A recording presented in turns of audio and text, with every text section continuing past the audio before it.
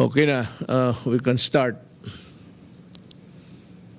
Magandang gabi po sa ating mga kababayan.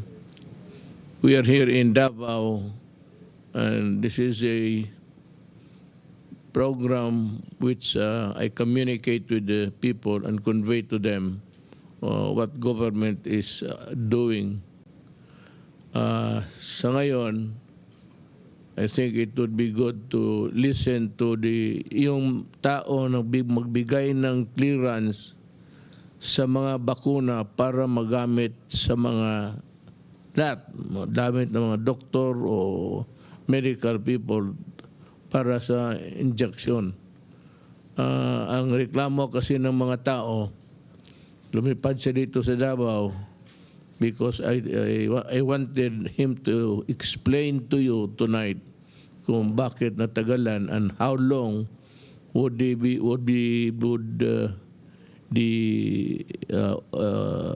examination of the other vaccines would take,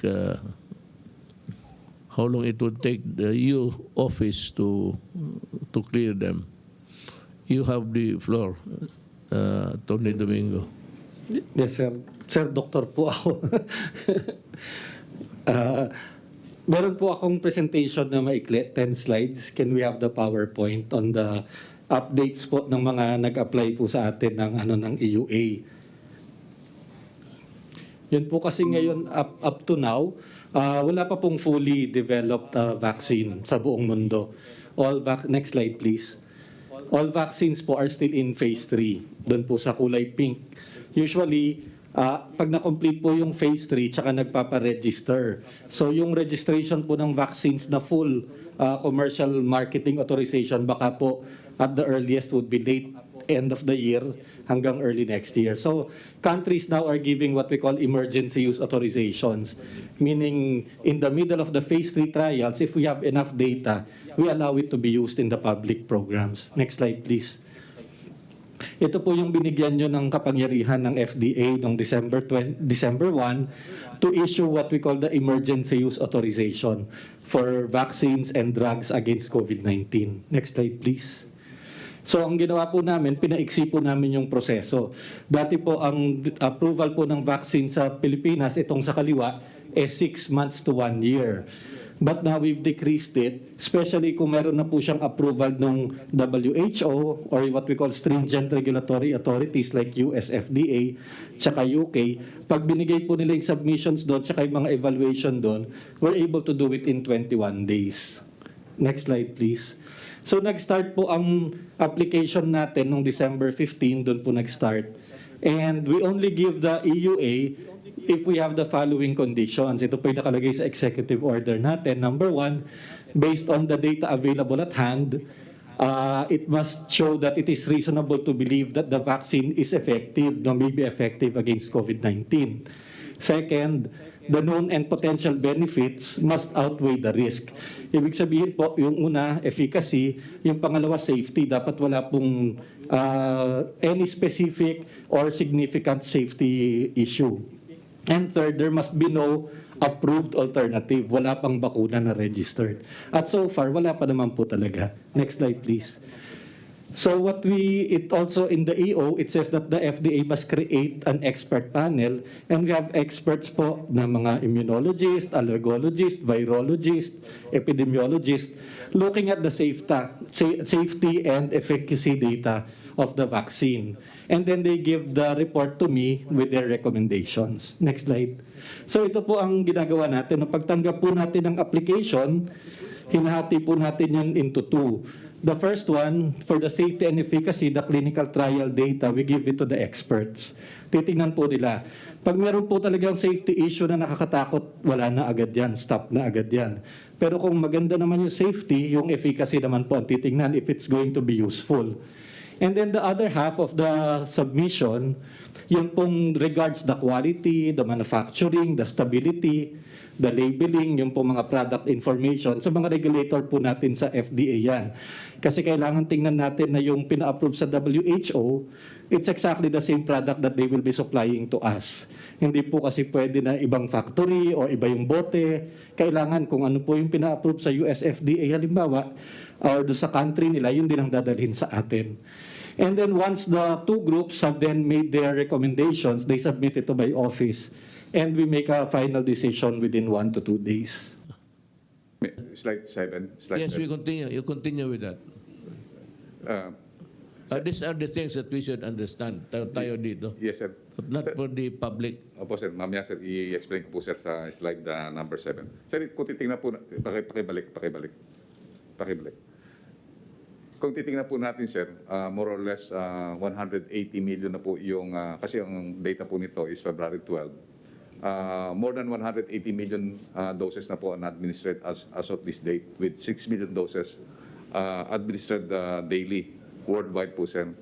Kung sa makita po natin, sir, ang natin talaga, yung US at saka China po ang nangunguna, na meron silang average na 1.7 million doses daily.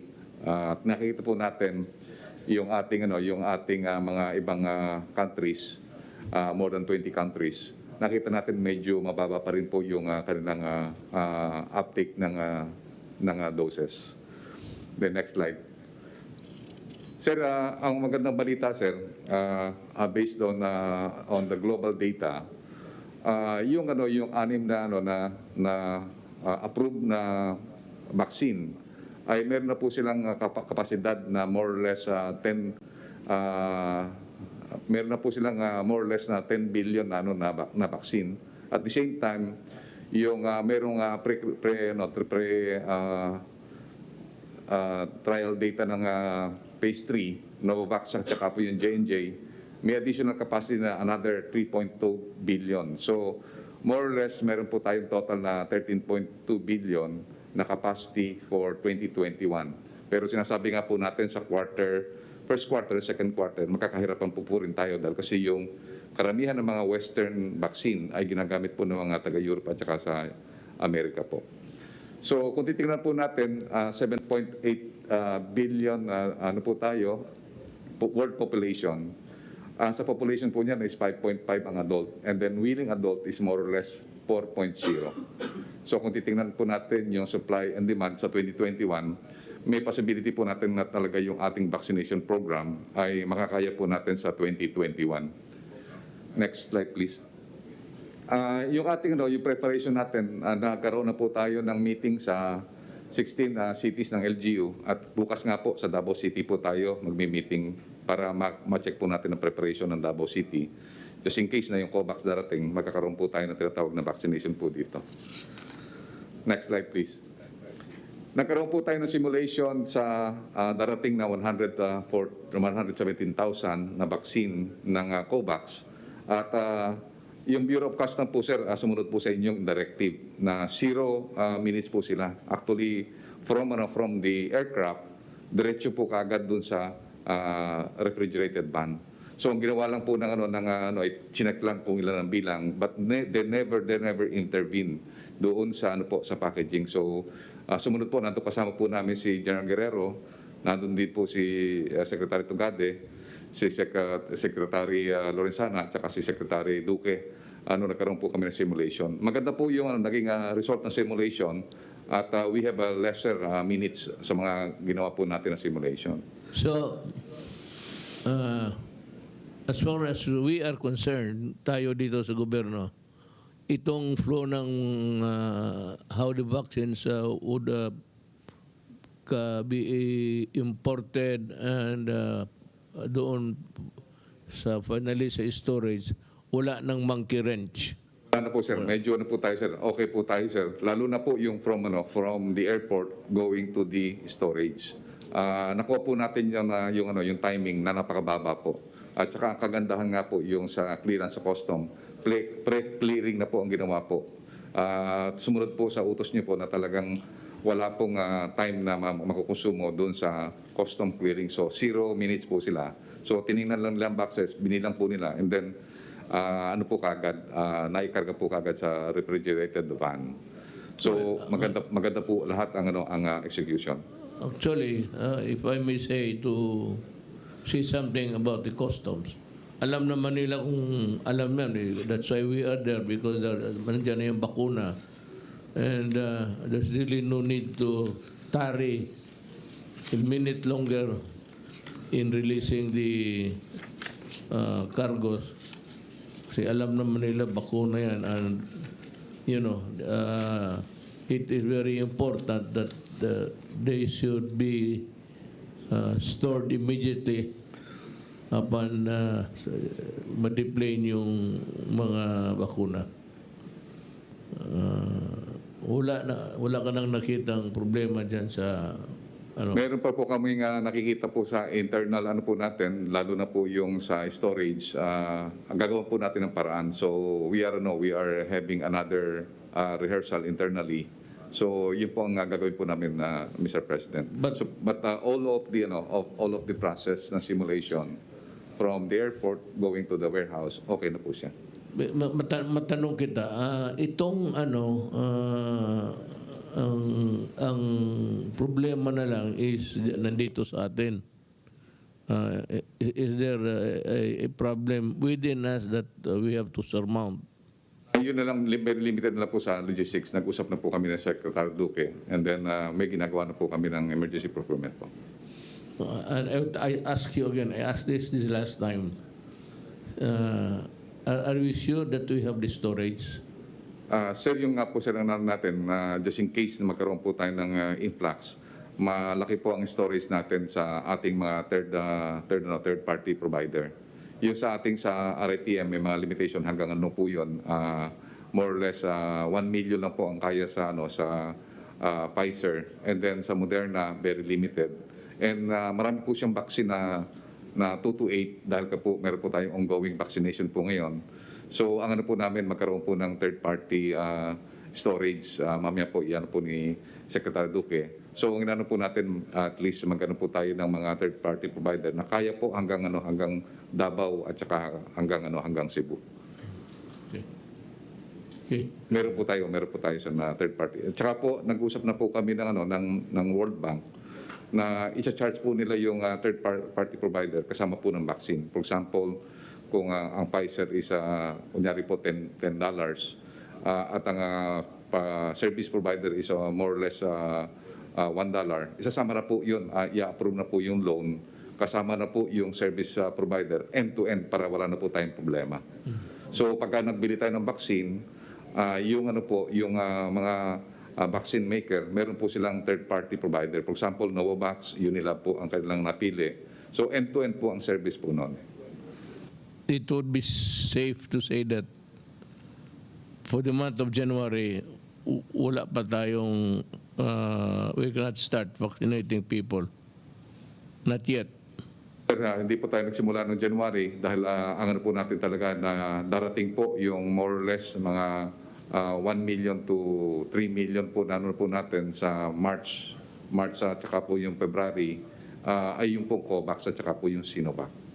Meron darating. Meron po. Yun po ang inaantay po natin. Kasi po ngayon,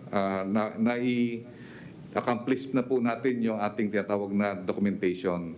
Ang kailangan na lang po nila is mapirmahan po nila yung tinatawag na indemnification agreement. Kung magkasundo na po sa indemnification agreement, wala na po tayong hadlang. Kasi meron na po tayong preparation, okay na po preparation natin. May EUA na po tayo sa Pfizer for the COVAX donation, at nakapag-comply na rin po tayo sa mga documentation po na hinihingi po ng WHO at saka Gavi. So the ball is in the Congress. Nandun po sa Congress ang ball, at saka po nandun po sa WHO. So nasa Senado po ang ball po ngayon, kaya po nakiusap po kami kay Senator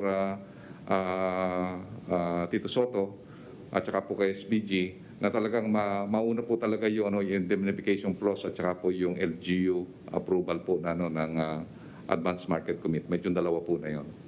Kaya po, meron po kaming communication, Mr. President, na this bill should be certified as urgent. Yun po ang recommendation po namin sa last, na magkaroon po ng, ng tawag nating certification of urgent. Itong dalawang bill po na ginagawa po ng Senado at saka ng Kongreso po ngayon. Sana yung papel ngayon. Nasa committee po sa Senado, Mr. President. Nag-usap na kami ni Secretary Galvez para ma-certify mo as urgent po ngayong linggo na to. So, sinilin ko, okay. Secretary Duque. The usual report that I will make, Mr. President, and fellow members of the Cabinet, and to Senator Bongo, Chair of the Committee on the Health and Demography, will be on the updates, usual updates po natin, with your permission. It will take a bit of time, 10 to 12 minutes. Go ahead. Okay, sir. Thank you. Magandang gabi po muli. We should have the time to discuss what affects the interest of the people. Yes, sir. Maraming salamat po. Magandang gabi po muli, mahal na Pangulo, at sa akin po mga kapwa kalihim. Meron pong dalawang bahagi ang akin pong pag-uulat ngayong gabi.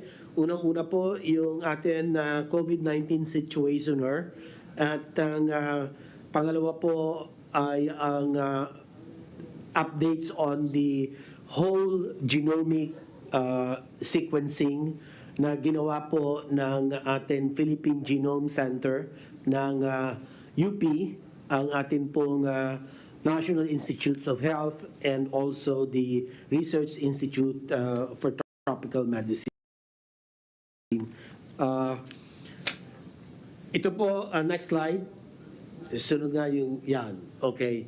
Ito po ang atin mga pangunahing mensahe patungkol po sa atin COVID situationer. Una, sa pangkalahatan po, nakakita pa rin po tayo ng pagbaba sa dami ng mga naitatalang kaso sa buong bansa.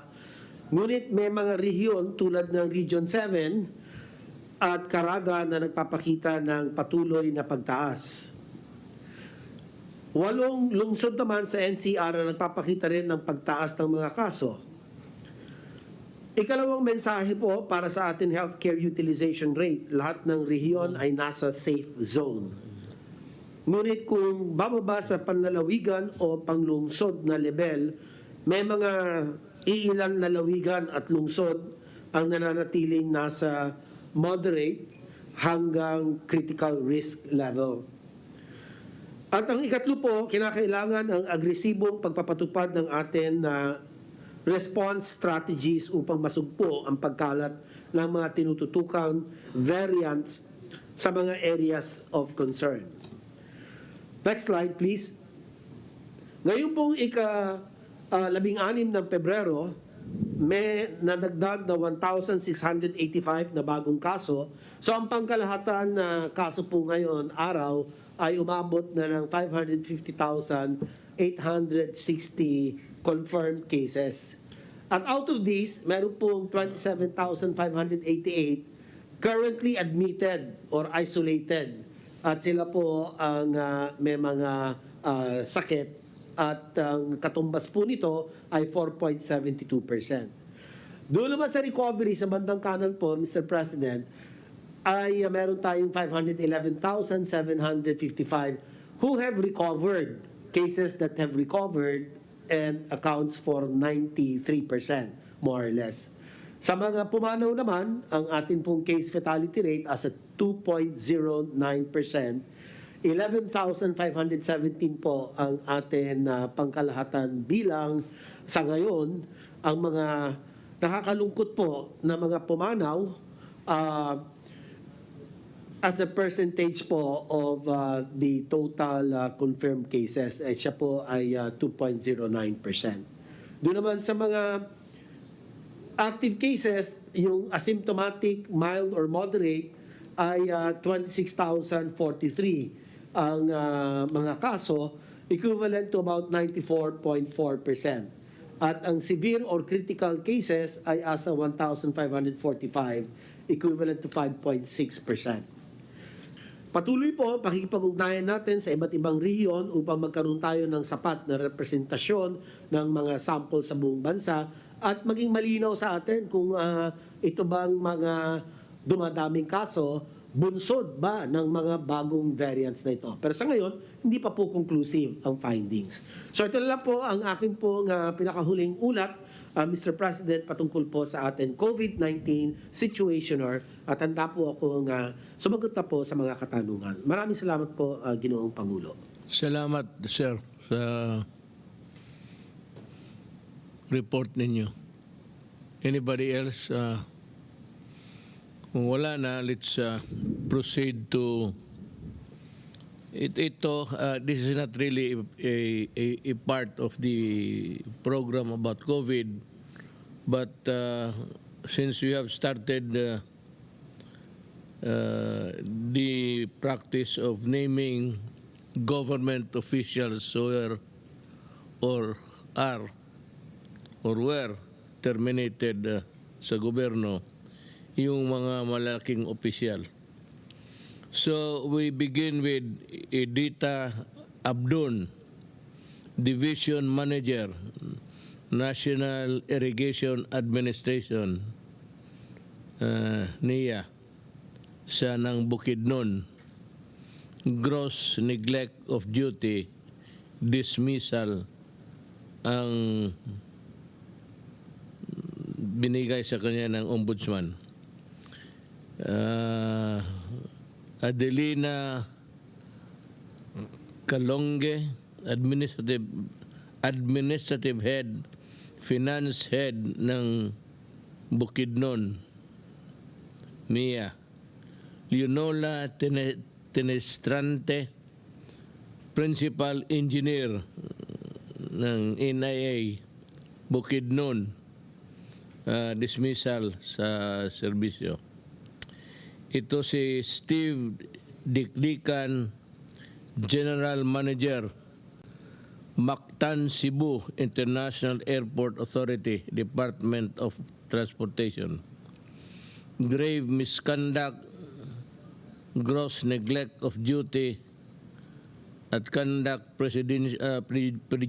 prejudicial to the best interest of the service. 8 suspension for 6 months. Dapat ito dismissal Pero we bow down to what the ombudsman to meet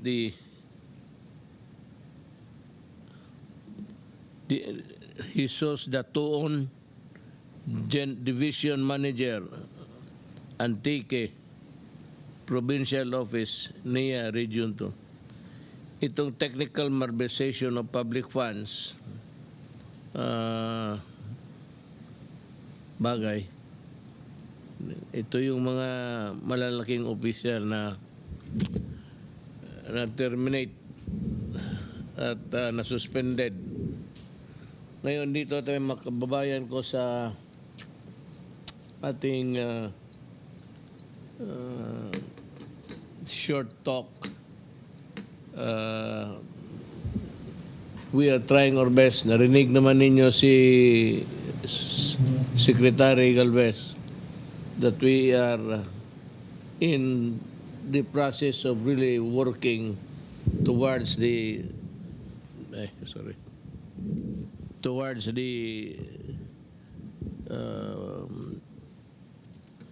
realization of our vaccine program. Alam mo, you can only have about a good knowledge or at least an understanding of our COVID program once you hear me, ngayon sa gabi nito. But it does not come to you every day. So I have requested Secretary Galvez and si Secretary Roque sila ang magdala sa public information, and it should be given twice a week rather. Twice a week para you'll be better informed of what government is doing. Yan siguro ang paraan dyan. But I leave it to Secretary the press secretary to do the arrangements. Nandito si Carl. Nasa online po. Online po. Mr. President, I'm here po. Okay. Okay, Carl. Thank you. Thank you very Sige. Introduce lang kita sa tao.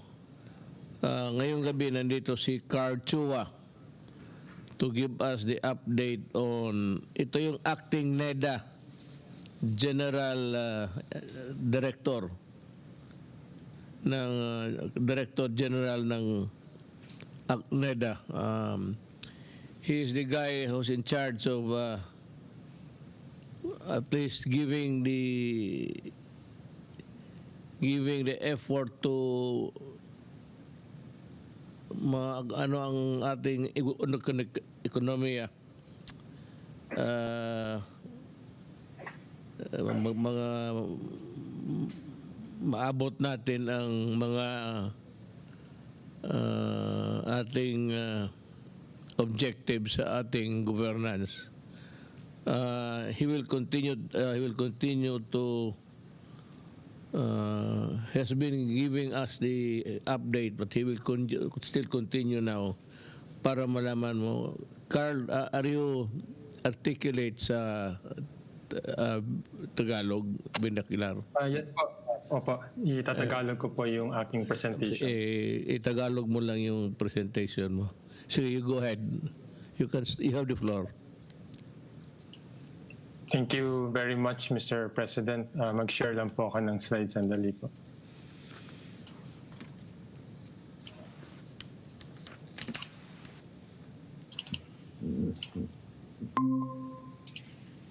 Mr. President, magandang gabi po kay Senator Bongo, sa aking mga kapwa-kabinete at sa mga nanonood sa atin.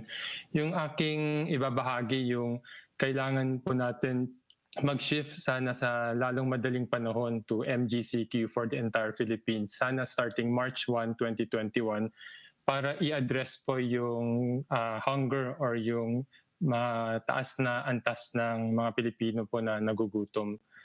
Yung ating quarantine restriction na ginawa since March of 2020, ang nagdulot po nito na total income loss na 1.04 trillion pesos in 2020. So on average po, araw-araw, 2.8 billion pesos po ng mga sahod, mga kita ang nawawala.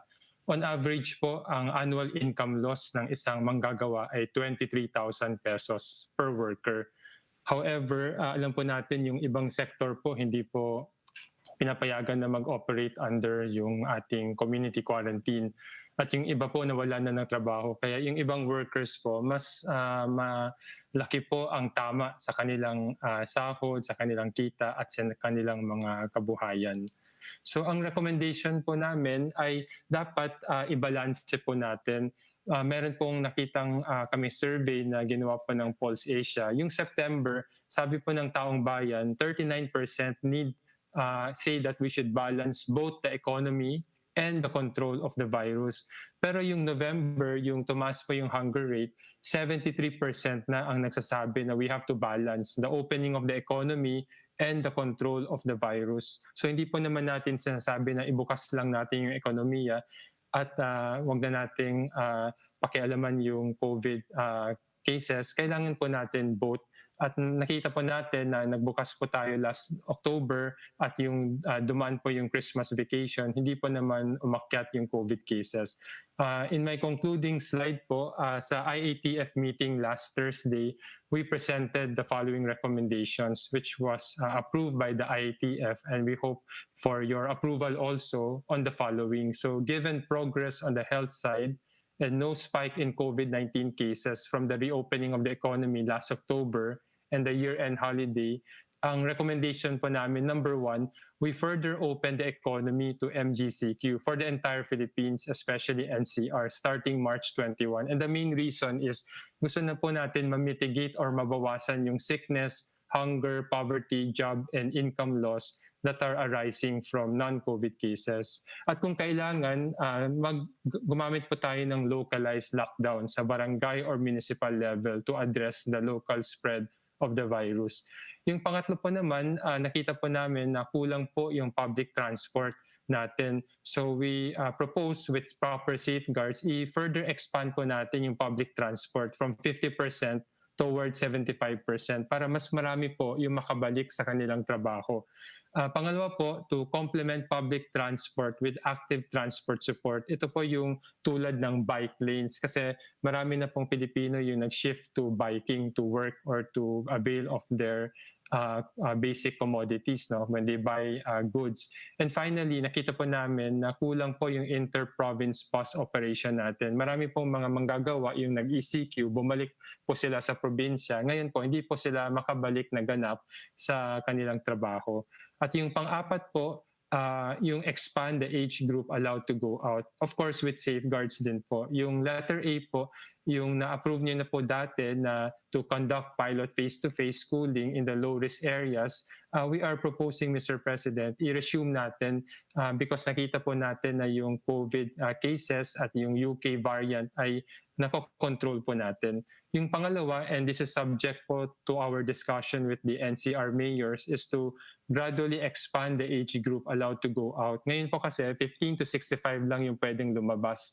Ang proposal po namin, i-gradual natin yung pag-expand to age 5 to 70. At pwede natin gawing dahan-dahan in increments of 5 years, also with appropriate safeguard. Yung safeguard naman, pwede lang lumabas yung kabataan with their parents only, or initially they can go out to more open areas. At hindi naman ibig sabihin na pupunta sila sa malls. Pero kung pwede pong lumabas yung kabataan with safeguards, it will allow also their parents to work and get a job. So ito po yung aking presentation, Mr. President.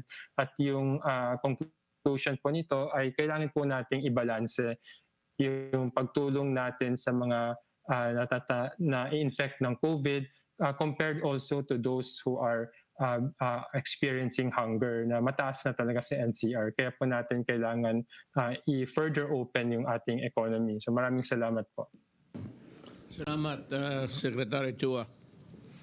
Now, I think we have reached the final phase of the program. May tanong ako sa iyo. Paano ko... alam ko na alam mo at alam ko ang sagot. Pero tatanungin lang kita nito. Kaya ikaw yung press secretary. Ikaw yung sasagot. Pero kung masagot natin ngayon, anong masabi mo sa statement ni Robredo pati ni Lacson regarding itong BFA na sinabi ko, if they want the BFA to continue, they pay. Itong dalawa, in short, si Robredo said that I was extorting money from, it's like extorting money from a friendly country. And so with Lacson, sinabi niya na ganito. But I think that yung tawag nito, hindi ko kasi alam yung text nito, ano ba tawag ng isa, yung mag-issue ka ng statement dyan, wala akong alam yan kasi na marunong na it was deleted. Anong masasabi mo sa ano? Well, Mayor, sinagot ko po sila kanina sa aking press briefing. Ang sinabi ko sa larangan ng international law, meron po tayong prinsipyo na a state can incur state responsibility kapag pinayagan niyang gamitin yung teritoryo niya sa isang pamamaraan na makakasira sa ibang estado. Sa ngayon po, in-explain ko ang polisiya natin, independent foreign policy, lahat kaibigan, wala tayong kalaban. Pero dahil sa presensya po ng mga tropang Amerikano sa Pilipinas at nagkaroon ng hidwaan sa panig ng China at ng Pilipinas, sigurado po tatargetin natin ng Amerika ang teritoryo natin, ng China ang teritoryo natin dahil pinayagan natin ang presensya ng mga Amerikano at kanilang sandata dito sa Pilipinas. At dahil nga po sa danyos na po pwede nating pagbayaran sa presensya ng mga Amerikano sa ating Pilipinas, dapat lamang na mayroon pong kabayaran ang mga Amerikano para manatili dito sila sa Pilipinas. At pinakita ko po, meron pong isang pag-aaral na pinakita at ang conclusion, napakaliit po talaga ng nakukuha ng Pilipinas historically, bagamat tayo po talaga ang kanilang unsinkable warship sa Asia. At ang comparison po ay between the Philippines and Pakistan. Ang Pilipinas, panahon pa po ng Death March, kaalyado na tayo ng mga Amerikano. And yet, doon po sa datos na pinakita ko kanina, $3 billion lang po ang nakukuha natin in terms of counterterrorism support from the United States. Ikukumpara po natin to sa bansa na gaya ng Pakistan. Ang Pakistan po, $13.6 billion ang naibigay ng mga Amerikano. Ikumpara po natin sa Turkey, ganun din po, halos 5 beses ang binibigay nila para manatili yung kanilang mga sundalo at ang mga militar sa kanilang bansa. Doon po sa issue na extortion, ang sabi ko, hindi po masama na dahil marami po tayong mga pangangailangan sa COVID para mabigyan ng implementasyon ng universal healthcare, ang libreng patubig, ang libreng tuition, hindi po masama na humanap tayo ng alternatibong mga pagkakukulunan ng pondo para po gastusin sa pangangailangan ng ating mga kababayan at hindi po yan extortion that is advancing the national interest. To add to your statement, actually, ito naman si Robredo, abogado. I can't forgive Lacson because he is not. They should look at the Constitution. The Constitution of the Philippines provides that the foreign relations or foreign policy is vested in the President alone. Siya yung kaisa-isang well, I happen to be there. Kaisa-isang ano ang policy gusto niyang ipalabas for the Philippines is vested in the President and not with the senators or the Vice President.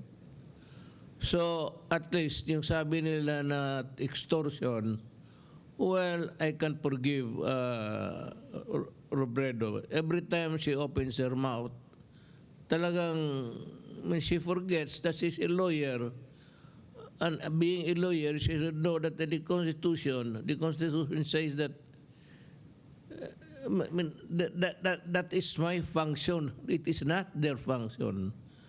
At kung anong gusto kong sabihin para sa aking bayan, may purpose yan. Hindi kasi nila alam.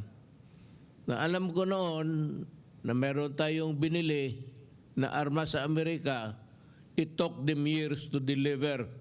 Practically using the money, our money, for so many years, then delivering the bago lang itong mga armas na dumadating. And second, itong Congress ng United States, magbili tayo ng helicopter, they denied because they say that we cannot use it against, well anyway, ayaw nila tayong pabigyan. Yan ang hindi alam kasi ng itong I don't know it's pretended ignorance kay Lacson, but itong kay Robredo, sabi ko nga, ma'am, kung ikaw ang presidente, hindi mo alam ang trabaho mo, huwag ka na lang dapat alam mo yan, abogado ka, that you should not be opening your mouth while we are negotiating because maraming kasalanan ang Amerika sa atin. Ang pagkaalam mo lang kasi, napunta ka ng Amerika, nagsalita ka doon, you were treated with almost as a royalty. Tapos ito ang nangyari ngayon, kakampi ka na walang rason. Wala hong... lahat dito sa babundong ito may hindi pera ang gusto kong hingiin sa kanila. Ganito yan ma'am, pati Senator Lacson. Tayo malapit sa China. The theater of war, kung mag-umpisa man, is dito sa China Sea. Ngayon, gusto nga natin, pinipilit natin na Amerikano tayo, we should be provided with the arms and armaments that's capable of at least that would place us on equal footing with the other countries at war with us. Kasi titirahin talaga tayo ng China. Ngayon, wala namang Amerikano, wala binibigay. You know, I have talked to so many military guys. Sabi nila, yung war games, it's coming, I think, on May. Ang Amerikano, magdala dito ng mga armas, mag-display sila ng mga equipments and everything.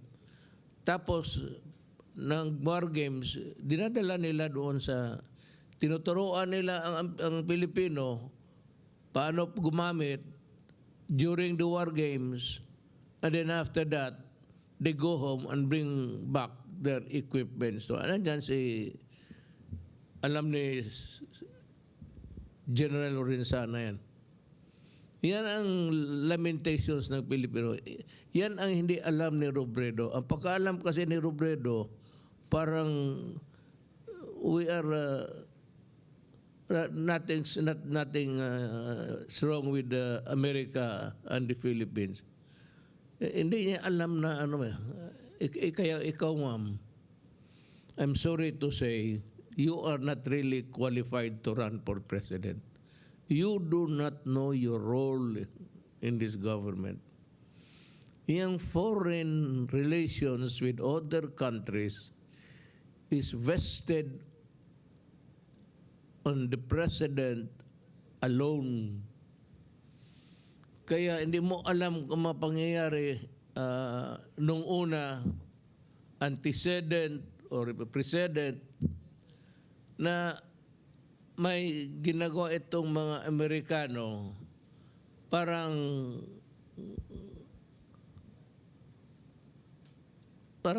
tingin natin, outpost Ma'am, alam mo ba, ma'am, as a president, do you know that there are so many depots, depot, the OBS depots?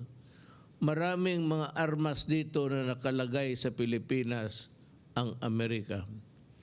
And do you know that they are slowly converting Subic into an American base? Yan ang hindi mo alam at wala ka sigurong alam. Kaya huwag kang mag-alam, huwag kang magsalita. These are the things that are known to us because I have the reports and I have also the assessments given to me by the Armed Forces of the Philippines. At sinasabi nila kung ano talaga, what's the deal? Anong binigay ng Amerikano? Gawain lang tayong outpost, tapos mag-pro-American ka. Pagputok, ang unang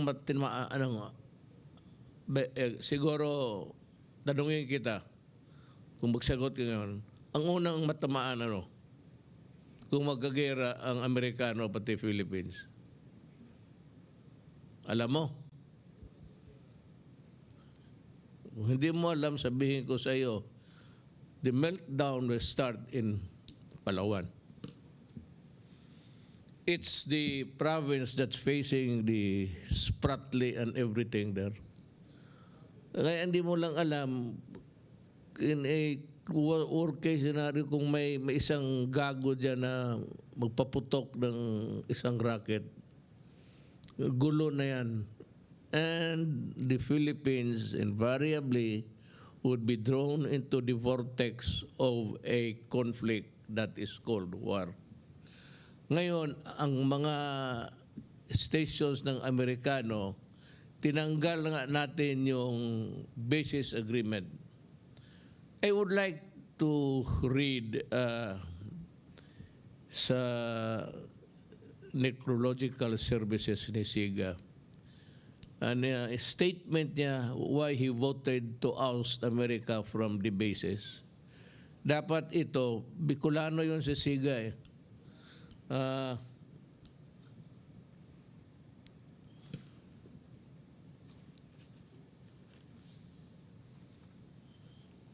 I would address this to the Vice President.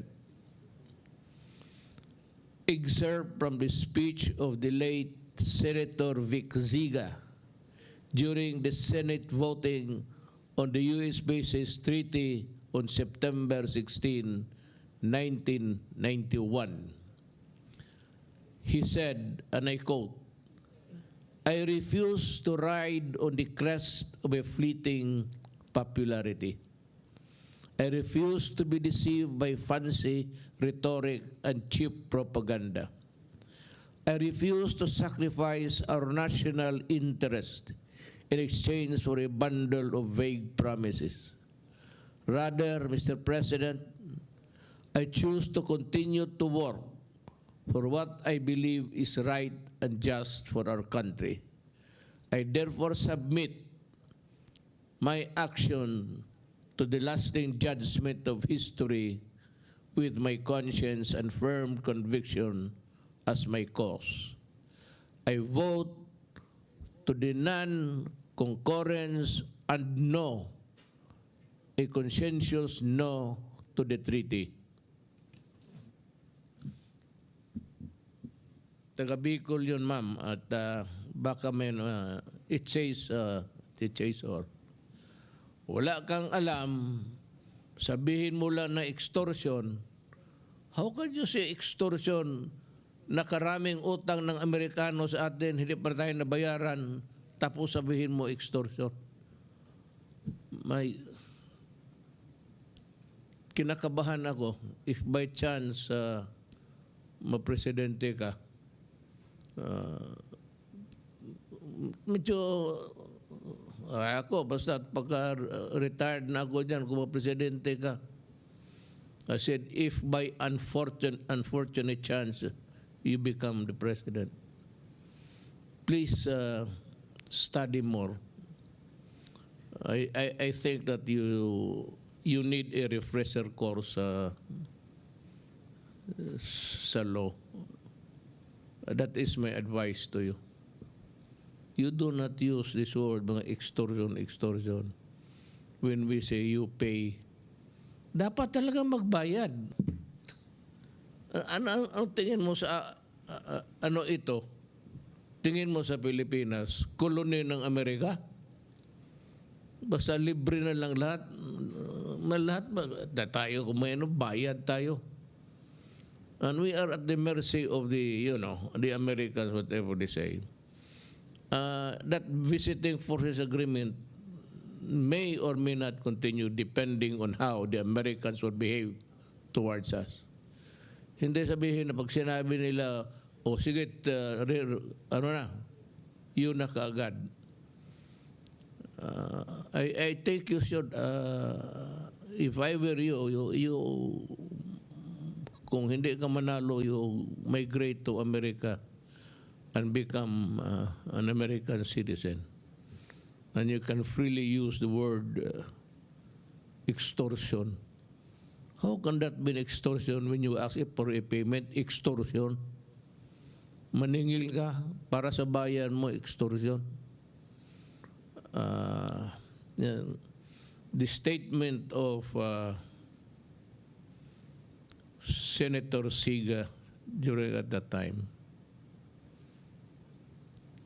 ito maganda ito, I therefore submit my action to the lasting judgment of history with my conscience and firm conviction as my cause. I vote yes to the non-concurrence and no, a consensus no to the treaty. May isa tayong who was a great senator sa Bicol. Mabutit na lang. Ewan ko. Pero yun na lang po. Salamat sa iyo. Ito naman kay Lacson. Nag-ano siya, anong tawag dito? Twitter. Hindi ka magamit ang aking, kayo Nokia pa rin eh. Twitter. May sinabi rin siya na parang ganito rin, in the same fashion, in the same ni Robredo. Kaya lang dinilit niya, tinanggal. Probably he realized that the senators have no function at all in the matter of agreements dito sa it's vested with the president, and it does not need any concurrence from Congress. So the power to abrogate the visiting forces agreement nandito sa akin. I don't know. Kasi kung magkagera tapos mag-nuclear war, tapos nandito yung armas, nandito dyan sa Subic yung mga barko ng Amerikano, what do you think will happen to Bicol? It's too far away, but you know, it will also melt just like what would happen to the rest of the Philippines. It to reduce us into a barren land where you cannot plant anything except wait to die. The way to die, rather.